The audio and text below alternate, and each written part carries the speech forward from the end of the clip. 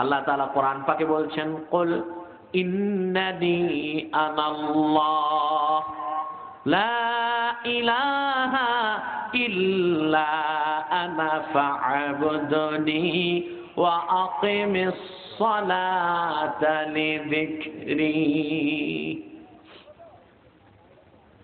আখেরি নবী, বিশ্ব নবী, নবীদের নবী হযরত মুহাম্মদ সাল্লাল্লাহু আলাইহি ওয়াসাল্লামের উপর অবতীর্ণ কোরআনে আল্লাহ বলেন, তিনি ডাক দিয়ে মুসাকে বলেছেন, ও মুসা, কুল ইন্নানি আনাল্লাহ, নিশ্চয়ই আমি আল্লাহ,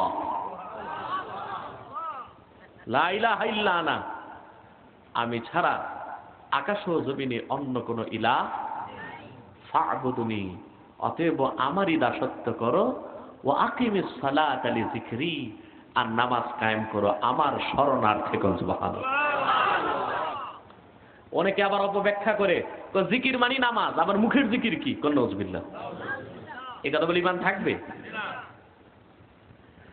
জিকিরকে তো মানুষ ভয় পাইতে পারে না, ভয় পায় শয়তান। কথা বুঝেন না? একমাত্র শয়তান দৌড় দেয় জিকির করলে। কি করলে? কথা বুঝেন না? শয়তান দৌড় দেয় কি করলে? এখন যারা মৌলবীর সুরতে, ভণ্ডদের সুরতে জিকিরের বিরুদ্ধে ফতুয়াবাজি করে আর কথা বলে, বোঝা যায় শয়তানের সাথে তাদের রিলেশনশিপ আছে, সখ্যতা আছে, বন্ধুত্ব আছে। কই আল্লাহ আল্লাহ জিকির, সুবহানাল্লাহ জিকির, এ আছে কই? পাইছে কই? কই পীর সাহেবরা পাইছে কই? আরে গর্ধব, সহিহ আল বুখারীতে আছে, হুজুর নূর সাল্লাল্লাহু আলাইহি ওয়াসাল্লাম ইরশাদ করেছেন, লা তাকুমুস সাআ হাত্তা ইউকালা আল্লাহ আল্লাহ। ততক্ষণ পর্যন্ত কিয়ামত হবে না যতক্ষণ পর্যন্ত পৃথিবীতে আল্লাহ আল্লাহ উচ্চারণ করা হবে। তাহলে আল্লাহ আল্লাহ জিকির, এটা হাদিসের দ্বারাই সাবেত, ঠিক কিনা? তাও কি বুখারীর হাদিস দিয়ে, ঠিক কিনা বলেন? তো জিকিরের বিরুদ্ধে বলে এখানে এরা হচ্ছে শয়তানের সাব এজেন্ট। শয়তান চায় যে এইসব বিভ্রান্ত সৃষ্টিকারী মৌলবীদের দ্বারা সমাজ থেকে জিকির উঠায় দিতে, কারণ শয়তান সুযোগ পাবে ভালো করে মানুষকে ওয়াসওয়াসা দিতে। কথা বুঝেন না?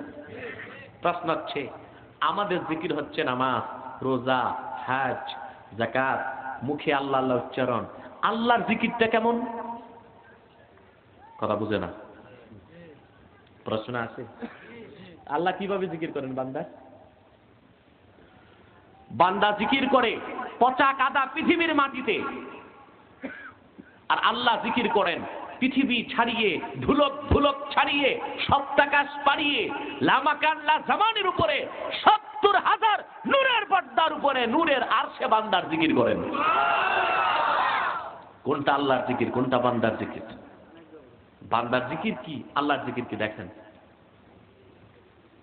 সহিহ আল বুখারীর প্রসিদ্ধ ব্যাখ্যা গ্রন্থ উমদাতুল কারি, শারহু সহিহিল বুখারী ২৫তম খণ্ডে তারজামাতুল বাবের আলোচনায় ফাজকুরুনি আযকুরুকুমের সুন্দর ব্যাখ্যা করেছেন আল্লামা বদরুদ্দিন আইনি, আমিরুল মুহাদ্দিসিন ইমাম বুখারী থেকে। ইমাম বুখারী রাহমাতুল্লাহ বড় সুন্দর করে বলেন, ইন্নাল আবদা ইযা যাকারাল্লাহ বিত্তাআহ, নিশ্চয় যখন আল্লাহর কোন বান্দা আল্লাহর জিকির করে আনুগত্যের সাথে। কিসের সাথে? তার মানে জিকিরের নামে ফালাফালি চলবে না। কথা বোঝে না? শর্ত কি দিয়েছেন ইমাম বুখারী? কথা বলেন। বিত্তাআত, তাত মানে কি? তো জিকিরের শর্ত কি? আনুগত্যের সাথে জিকির করতে হবে। আর একদিকে করবেন সুবহানাল্লাহ, আরেকদিকে দিবেন ফাল। এটা কি করলেন আপনি? আনুগত্য কই আপনার? ফাল দিলে আনুগত্য থাকে? কথাগুলো বুঝেন নাকি? ফাল দিলে আনুগত্য থাকে? আর একদিকে করবেন সুবহানাল্লাহ, আরেকদিকে দিবেন ফাল, এটা তো আনুগত্য নেই, আল্লাহর সাথে মশকরা করেন। অনেকে আবার শুধু ফাল পারে না, জিকিরের ছোটে আসে হাল, হালের ছোটে আসে ফাল, ফালের ছোটে গাছ পাইলে ওই গাছে উঠা শুরু করে। এটা বিদআত। এটা কি? জিকিরের নামে বিদআত। আসল বিদআতের বিদআত কয় না, আর যেটা মুস্তাহাব ওইটার কয় বিদআত। আমার আব্বা হুজুর বলতেন যে ওরা সব গাছে ফাল দিয়ে ওঠে, মান্দার গাছ পাইলে আর উঠে না। এইটা চিনে যে এটা কি হবে। আমি দেখছি বিড়াল সব গাছে ফাল দিয়ে ওঠে, মান্দার গাছে উঠে না। ও জানে এই গাছে উঠলে কাটা লাগবে। কি লাগবে? এই তো হচ্ছে জিকিরের নামে ভণ্ডামি, বেদাত। আরেক দল ভণ্ড পীর আছে, জিকিরের নামে কুফরি করে। কি করে? কুফরি কিভাবে করে? জিকিরও করে, ঢোলও পিটায়। জিকিরও করে, করে কিনা? জিকিরও করে, আর কি করে? আবার কি পুরুষ মহিলা যৌথভাবে জিকির করে। একদিকে থাকে পুরুষ, একদিকে থাকে লেডিস, আরেকদিকে থাকে লেভেন্টিস, মাঝখানে থাকে পর্দা। জিকির শুরু হয় রাত 2টার পরে। যারা পুরুষ এরাও দেয় ফাল, যারা মহিলা এরাও ফাল পায়।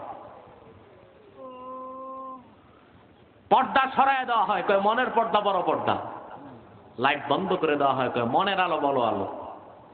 এরপর জিকিরের নামে পৃথিবীর সবচেয়ে জঘন্য হারাম কাজে লিপ্ত হয়। ওইটা জিকিরের নামে জঘন্য কুফরি ছাড়া আর কিচ্ছু নয়। ঠিক কিনা বলেন? অথবা জিকির করতে হবে আনুগত্যের সাথে। কিসের সাথে? কিসের সাথে? আনুগত্যের সাথে। যখন বান্দা আল্লাহর জিকির করবে আনুগত্যের সাথে, ইয়াযকুরুল্লাহু আযজা ওয়া জাল্লা বির-রাহমাতি ওয়াল মাগফিরা, সাথে সাথে আল্লাহ রহমত ও মাগফিরাতের দ্বারা ওই বান্দাদের জিকির করবেন। এটা আল্লাহর জিকির। এটা কার জিকির? আল্লাহর জিকির। তার মানে হচ্ছে আমিরুল মুহাদ্দিসিন হযরত মুহাম্মদ ইসমাইল বুখারী রাহমাতুল্লাহ ব্যাখ্যার দ্বারা এটাই বোঝাতে চাইলেন, আল্লাহর বান্দা যখন পচা কাদা মাটির পৃথিবীতে আল্লাহর স্মরণ করে, আমার আল্লাহ নৈকট্য প্রাপ্ত ফেরেশতাদেরকে আরশে আজিমের পাশে দাঁড়া তাদেরকে বলে, এই দেখো আমার বান্দারা জিকির করে, আমার সাক্ষী থাকো আমার ফেরেশতারা। এই সব বান্দা আমি আল্লাহকে দেখে নাই, না দেখে আমার জিকির ফিকিরে রত হয়ে গেছে। আমি আল্লাহ তাদের জীবনের সব গুনাহ ধুয়ে মুছে সাফ করে দিলাম, আর বৃষ্টির মতো রহমত তাদের মাথায় বর্ষণ করে দিলাম। সব হচ্ছে কিনা বলেন? এ জিকিরে আছেন কিনা বলেন? ফিকির হচ্ছে কিনা? এটা একেবারে কোন নেই এখানে, ফালাফালি আছে, লাফালাফি আছে। এই হাল আর ফাল হাদিসের কোথাও পাওয়া যায় না। পাইছেন নি মুহাদ্দিস আপনারা? এই হাল আর ফাল কোথাও পাওয়া যায় না। হাল আর ফাল এটা বড় বেদাত। ঠিক কিনা বলেন? হুজুর পাক সাল্লাল্লাহু আলাইহি ওয়াসাল্লামকে দাঁড়ায়া দুরূদ সালাম জানাইলে ওইটা বেদাত হবে না? ভাইরা আমার, বন্ধুরা আমার, আমি আপনাদের সামনে আজকে তাসাউফের আলোচনা করব। কিসের আলোচনা? 3টা বিষয় আলোচনায় আসবে। আমি সূরা কিয়ামা থেকে 4খানা আয়াত তেলাওয়াত করেছি। কয়টা? যারা বলেন। এই 4টা আয়াতে আলোচ্য বিষয় 3টা। কয়টা? 3টা। খুব ভালো করে খেয়াল করেন। কিয়ামত, ইলমে মারিফাত, আখিরাত। কয়টা হলো? কিয়ামত, মারিফাত, আখিরাত। আবার বলছি, কিয়ামত, মারিফাত, আখিরাত।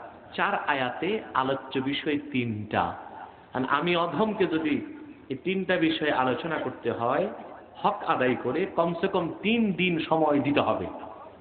তো সে সুযোগ তো নাই, কারণ আপনারা গতকাল ওয়াজ শুনতে শুনতে ক্লান্ত হয়ে গেছেন।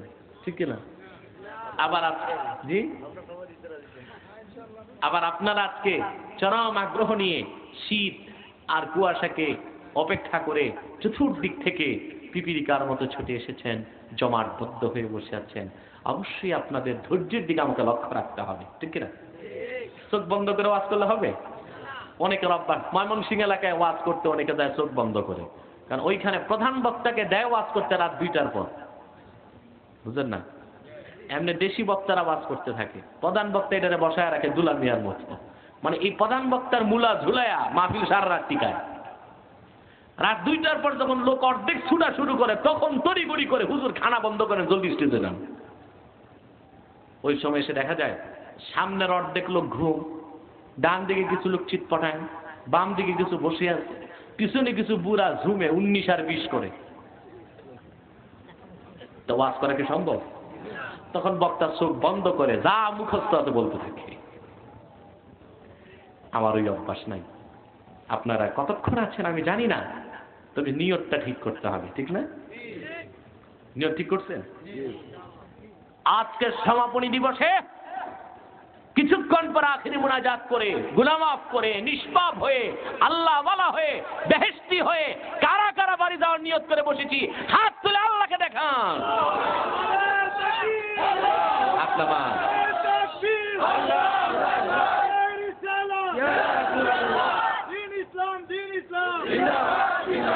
হাত নামান।